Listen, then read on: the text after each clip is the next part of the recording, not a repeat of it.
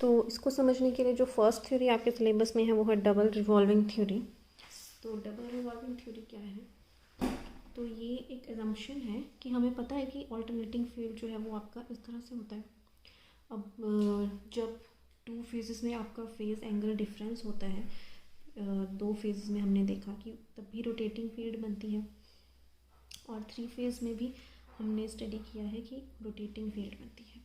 पर आपका जो अगर सिंगल फेज़ है तो सिंगल फेज़ में जो फील्ड है वो अल्टरनेटिंग है, उसकी वजह से हमने स्टडी किया कि कोई टॉर्क प्रोड्यूस नहीं होता।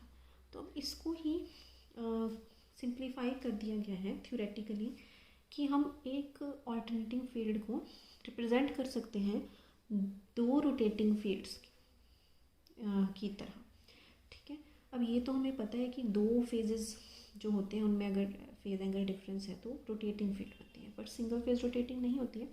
तो इसको हमने रिप्रेजेंट कर दिया है कि ये दो फील्ड्स के इक्वल है जो रोटेट कर रहे हैं पर दोनों अपोजिट डायरेक्शन में है, तो उसका जो रिजल्टेंट है वो एक ऑल्टरनेटिंग फील्ड बनता है।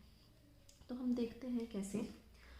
तो दो रोटेटिंग फील्ड्स हैं, एक फॉरवर्ड फील्ड है और एक बैकवर्ड फील्ड है। मतलब ये आपका फाई एफ है और ये फाई बी है, और ये हम एजम्पशन है कि ये रोटेट कर रहे हैं अपोजिट डायरेक्शन में। ऐसा सच में नहीं होता, ये एक बस इसको समझने का एक तरीका है। तो दोनों फील्ड्स जो हैं वो अपोजिट डायरेक्शन में रोटेट कर रहे हैं, और दोनों की स्ट्रेंथ जो है वो इक्वल है, सेम स्ट्रेंथ के हैं। फाई एफ और फाई बी की वैल्यू सेम है और वो इक्वल है half of the maximum field strength. ये फाई एम है तो इनकी जो वैल्यू है वो इसके हाफ है, मतलब 0.5 इंटू फाई एम है, फाई एफ भी और फाई बी भी। और दोनों अपोजिट डायरेक्शन में आपके रोटेट कर रहे हैं, एक इस डायरेक्शन में और एक इस डायरेक्शन में। इस तरह से हम इसको कंसेप्ट को हमने सिंथेसाइज किया है। तो हम इसको अब डिफरेंट पॉइंट ऑफ टाइम पे देखते हैं। तो इस पॉइंट पे देखो दोनों ऑपोजिट हैं, तो जो नेट है फाई नेट वो 0 है, तो ये वाला पॉइंट है। ठीक है, अब हम इसको मान लो इस वाले पॉइंट पे स्टडी करते हैं 45 डिग्री एंगल पे। आप इसको और ब्रॉड बनाना ताकि आप इजीली उसको लिख सकें। तो अगर हम 45 एंगल पे देखेंगे, मैं यहाँ पे बनाती हूँ, ये थीटा इज इक्वल टू 0 के लिए है। अगर theta is equal to 45 degree पे हमने देखना हो तो ये किस तरह से बनेगा, ये इस तरह को रोटेट हो जाएगा फाई एफ 45 डिग्री, और फाई बी इस तरफ को रोटेट हो जाएगा 45 डिग्री। ठीक है, और दोनों का रिजल्टेंट हम पैरेललोग्राम लॉ से देख लेंगे, ये बनेगा। ठीक है, और इसका हम वैल्यू निकाल सकते हैं दोनों की, क्योंकि हमें पता है ये भी फाई एम बाई 2 है, 0.5 फाई एम है मतलब, और ये भी फाई एम बाई 2 है। तो जो रिजल्टेंट है वो क्या आ जाएगा, फाई एम बाई 2 का whole square plus phi M by 2 का whole square plus 2 times of phi M by 2 into phi M by 2 into cos of the angle between them. और इस वक्त दोनों में कितना एंगल है, ये पूरा 180 था, 45 मूव हो गए, तो कितना बचा ये 90 डिग्री। तो कॉस ऑफ 91 होता है, तो ये आपका बचा इतना, और ये आएगा आपका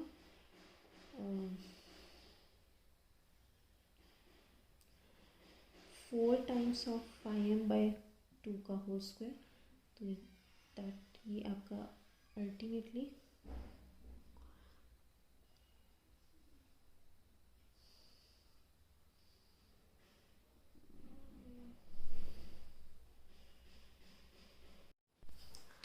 कॉस ऑफ 90 डिग्री, और कॉस 90 0 होता है, तो ये वाली क्वांटिटी सारी आपकी रिमूव हो गई, और ये कितना बचेगा आपका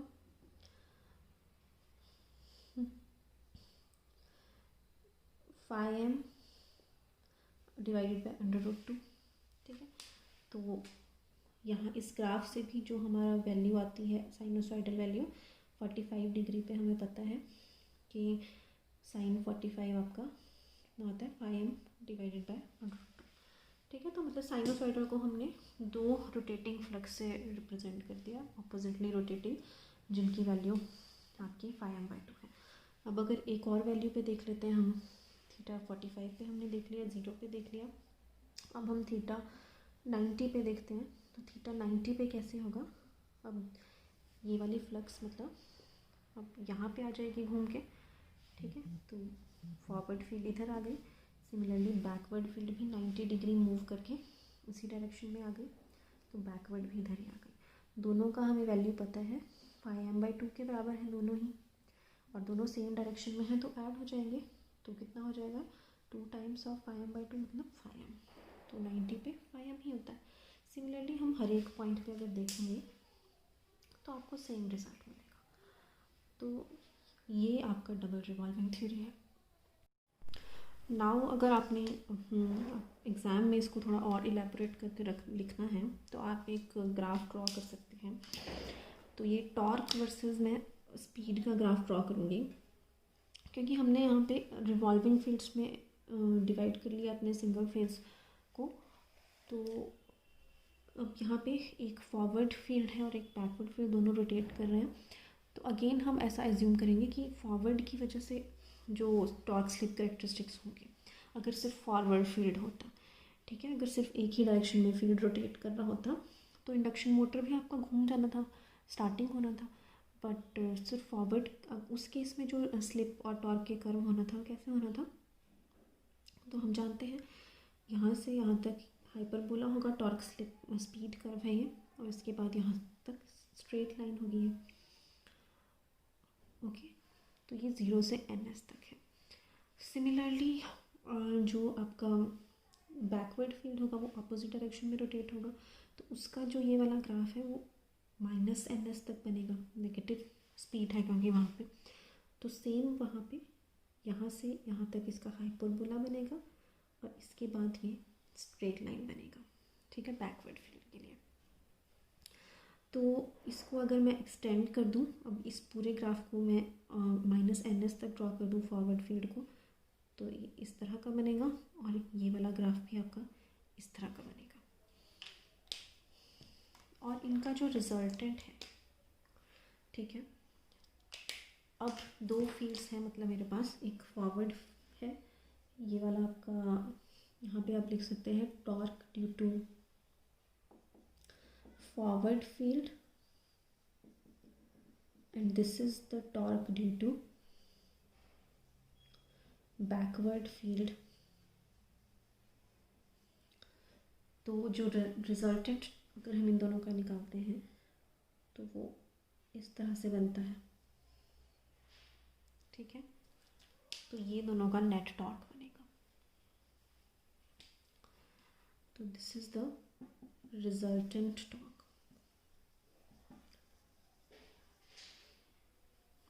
तो इसमें थ्योरी में, डबल रिवॉल्विंग थ्योरी में जो पॉइंट्स लिखने हैं वो ये हैं कि at standstill the torque developed by forward and backward field cancel each other and not net torque is 0। जब आपका रोटर घूम नहीं रहा, स्टार्टिंग में दोनों टॉर्क्स एक दूसरे को कैंसिल कर देते हैं, तो नेट टॉर्क 0 हो जाता है।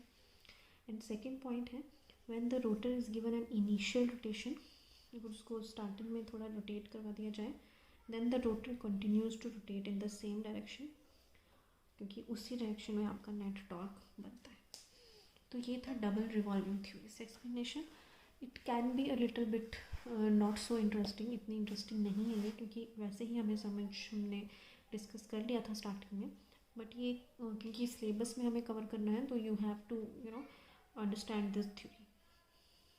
सो now we will discuss cross field theory, ठीक है। अब सिंगल फेज इंडक्शन मोटर को स्टडी करने का ये दूसरा तरीका है। अब कैसे समझेंगे इसको, अब देखो स्टैंड स्टिल पे तो हमने देख लिया कि जब हम स्टार्टिंग में, जब रोटर आपका रेस्ट पे है, तो यहाँ पे भी आपके सेम पोल्स बने थे, स्टार्टिंग में हमने देखा था। तो नेट दोनों अलाइन थे, रोटर एंड स्टेटर टॉर्क, और कोई भी टॉर्क प्रोड्यूस नहीं हो रहा था। तो at standstill only statically induced EMF is produced. तो हमने स्टार्टिंग में स्टडी किया है कि EMF वोल्टेज कब इंड्यूस होती है, जब फ्लक्स उसके थ्रू चेंज करता है, और हम वो चेंज दो तरीक़ों से प्रोड्यूस कर सकते हैं, एक है स्टैटिकली और एक था डायनामिकली, ओके। तो आई एम श्योर हमने ये, अगर आपने स्टार्टिंग से लेक्चर्स अटेंड किए होंगे तो हमने ये कंसेप्ट डिस्कस किया है। स्टैटिकली होता है जब विदाउट मोशन हमें चेंज प्रोड्यूस करना है। तो यहाँ पे ऑल्टरनेटिंग करंट जब दिया तो ऑल्टरनेटिंग करंट लगी चेंजिंग होता है, तो उसकी वजह से यहाँ पे करंट इंड्यूस हो गए। ठीक है, अब क्या हमने कहा कि उसकी वजह से जो करंट प्रोड्यूस हुए वो इस तरह से हुआ कि कोई टॉर्क प्रोड्यूस नहीं हो रहा था।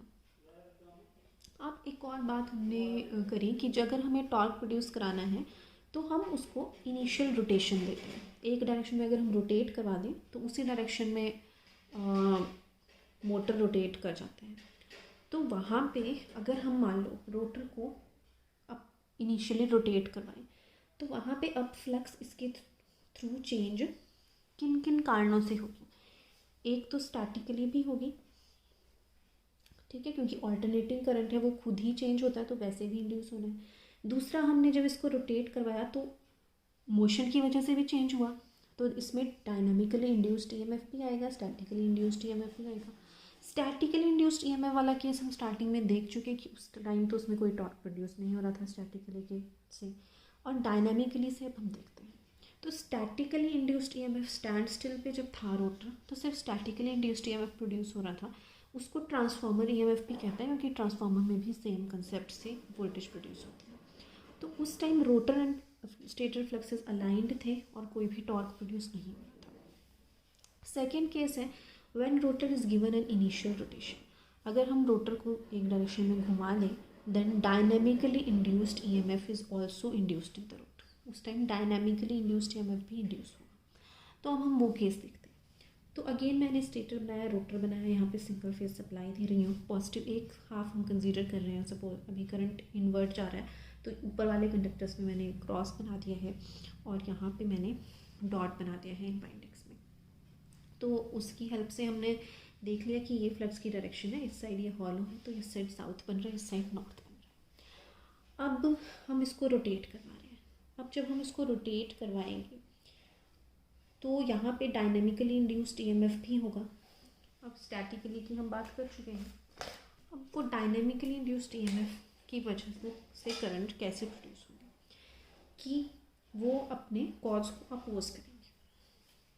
ठीक है, मतलब यहाँ पे क्या बनना चाहिए फिर आपका, अगर हम इस डायरेक्शन में रोटेट करवा रहे हैं इसको तो इस पोल पे हमारा इस साइड नॉर्थ बनना चाहिए, क्योंकि नॉर्थ हम इस तरफ को लेके आ रहे हैं तो ये इसको अपोज करना चाहिए, इसमें इस तरह से करंट प्रोड्यूस होनी चाहिए। तो यहाँ पे नॉर्थ बनेगा और इधर साउथ बनना चाहिए। ओके, अब नॉर्थ हमें पता चल गया, इसकी डायरेक्शन थंब की डायरेक्शन हमें पता चल गई नॉर्थ की डायरेक्शन में। तो हम यहाँ से अब अपना राइट हैंड रूल से मैंने करंट की डायरेक्शन निकाल दी कि थंब मैंने नॉर्थ की डायरेक्शन में रखा, यहाँ से बाहर की तरफ आ रहे हैं करंट्स, मीन्स यहाँ पे डॉट बनेगा इस साइड वाले कंडक्टर्स में और इस साइड हमारे क्रॉस बनेंगे, और इस साइड तो सेंटर पोजीशन में अभी कुछ नहीं है इस टाइम। तो ये आपका उस टाइम आप इस तरह से डायनामिकली इंड्यूस्ड होगा। तो यहाँ पे नॉर्थ बना, इधर साउथ बना, तो मतलब इसकी वजह से जो फ्लक्स थी वो इस तरह से थी और इसकी वजह से फ्लक्स हमारी इनसाइड द मैग्नेट स्टेटर की वजह से नॉर्थ टू साउथ है इस तरह से।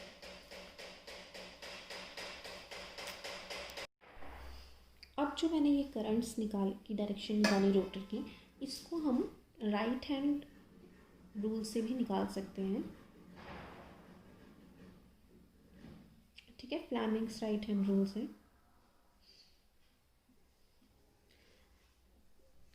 पर मुझे इस तरह से ज़्यादा इजी लगता है कि मैं लेंजेस लॉ अप्लाई कर लेती हूँ कि अगर इस तरफ मोशन कर रहे हैं तो इस तरफ नॉर्थ बनना चाहिए इसको अपोज करने के लिए, उसके अकॉर्डिंग मैं करंट्स निकाल लेती हूँ।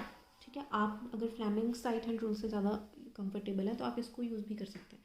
उससे भी मैं एक बार आपको बता देती हूँ, क्योंकि हम इधर रोटर को इस डायरेक्शन में सपोज रोटेट करवा रहे हैं तो मतलब इस एंड पे फोर्स कैसे लग रही है, इस तरफ।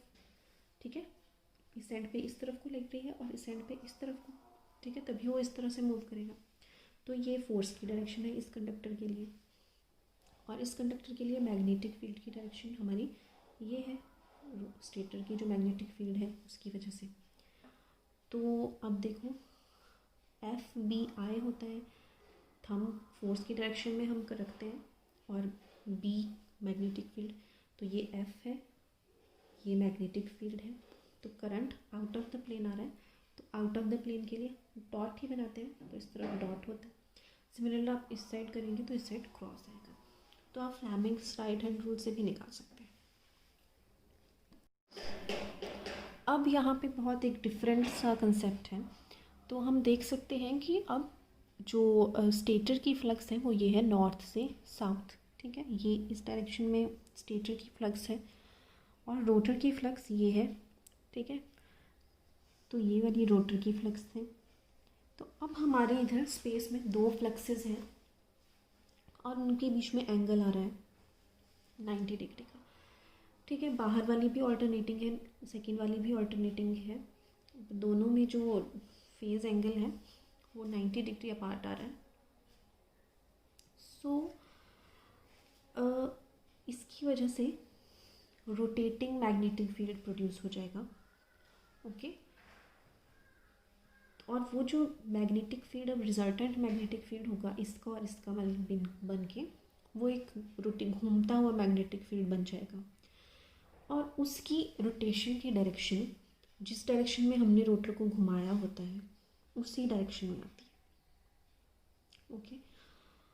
तो दोबारा से बता रही हूँ कि हमने रोटर को इनिशियली घुमाया, क्योंकि ये सेल्फ स्टार्टिंग नहीं होता सिंगल फेज मोटर, तो उसको थोड़ा सा हमें पुश करके स्टार्टिंग के लिए घुमाना पड़ता है। तो जब हम उसको घुमाएंगे तो उसमें करंट्स ऐसे प्रोड्यूस होंगे कि वो अपने उस चेंज को अपोज करने के लिए पोल्स बनाएंगे। तो उसकी वजह से जो फोर्स है, हम घुमाएंगे इस साइड को, पर इनकी वजह से उसको अपोजिशन मिलेगी थोड़ी, तो करंट्स की डायरेक्शन हमें पता चल गई। अब इसकी वजह से जो करंट्स बन गए, उसकी जो फ्लक्स बनी वो हमने ये बनाई, और जो स्टेटर की फ्लक्स बनाई वो ये बनाई। तो दोनों 90 डिग्री अपार्ट थे, तो उनकी वजह से जो एक मैग्नेटिक फील्ड बन गई वो रोटेटिंग बन गई उसकी। तो मैग्नेटिक फील्ड एक रोटेटिंग बन गई, जो जिस डायरेक्शन में हमने घुमाया था उसी डायरेक्शन में वो घूमने लग पड़ी। अब उसकी वजह से भी चेंज हुआ, ठीक है। अब इस रोटेटिंग मैग्नेटिक फ्लक्स की वजह से भी इसमें चेंज आएगा। तो अब ये चाहेगा कि वो उसको अपोज करे, अपने थ्रू चेंज को अपोज करे। तो इसमें जो फोर्स है वो उसी डायरेक्शन में लग जाएगी, ताकि वो अपने फ्लक्स कटिंग एक्शन को रिड्यूस कर सके। तो इतना थ्योरी आप लिख लेना, उसके बाद अब देखते हैं नेक्स्ट में आपको नोट्स देती हूँ। सो आफ्टर दैट आपको लिखना है कि the flux produced by the speed EMF या डायनामिकली इंड्यूस्ड ईएमएफ बोल लो, या ड्यू टू रोटेशन बोल लो। तो उसकी वजह से जो फ्लक्स बना और जो स्टेटर फ्लक्स है, ठीक है, वो 90 डिग्री अपार्ट है। Therefore a rotating magnetic field is produced. The direction of this rotating magnetic field is in the same direction of initial push. Therefore motor continues to rotate in the same direction to minimize the flux cutting action due to this rotating field, ठीक है। उस rotating field की वजह से जो अब flux cutting action हो रहा है उसको मिनिमाइज करने के लिए रोटर उसी डायरेक्शन में घूमता रहेगा। और ये कौन सा लॉ है आपका, लेंज़ेस लॉ, कि जो भी इफेक्ट है वो अपने कॉज को अपोज करता है, ठीक है। तो यहाँ पे इफेक्ट क्या है, टॉर्क ने प्रोड्यूस होना है। तो टॉर्क क्यों प्रोड्यूस हो रहा है, रोटेटिंग मैग्नेटिक फील्ड की वजह से। तो वो अपने इफेक्ट को रिड्यूस करने के लिए प्रोड्यूस होगा, तो उसी डायरेक्शन में वो घूम जाएगा, ठीक है, रोटेटिंग मैग्नेटिक फील्ड की डायरेक्शन में। तो ये आपका सिंगल फेज इंडक्शन मोटर है।